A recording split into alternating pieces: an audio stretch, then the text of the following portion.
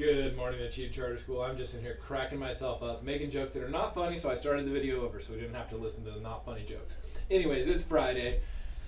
Good job this week. It's February 19th. We're still talking about self-awareness. You got to talk about some cool things with Mrs. Tickle the last couple days, and today we're going to just talk about how do we put this in action and make sure that as we're going about our everyday life, we are aware that our actions are just being interpreted by other people all day long. So let's jump into that discussion. First, let's do the Pledge of Allegiance. Can you please stand up with me?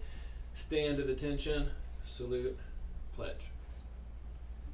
I pledge allegiance to the flag of the United States of America and to the republic for which it stands, one nation, under God, indivisible, with liberty and justice for all. You guys can have a seat. Make sure everything's put away. You're sitting up nice and straight.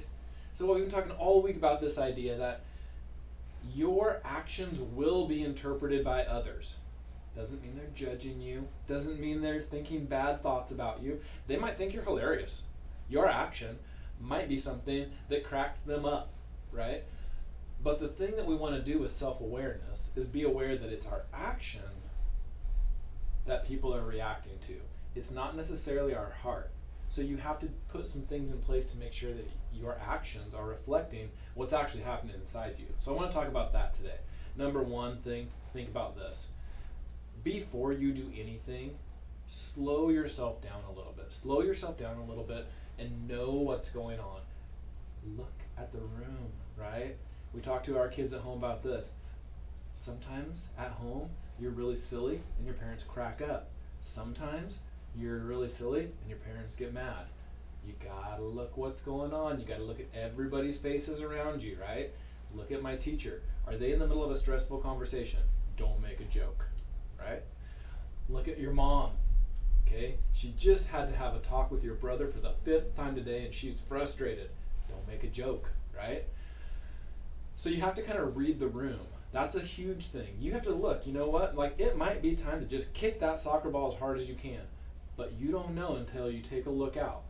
Maybe it's just your friends going come on, bring it. Or maybe there's Mrs. Wright walking in a little line of kindergartners across the field. So you have to read the room all the time. So I want you to chat about that today. Put that on the list of things to talk about. How do you check out what's going on around you? And then the second thing is, a lot of you have really great strategies for pausing before you react. Do you stop and count to 10?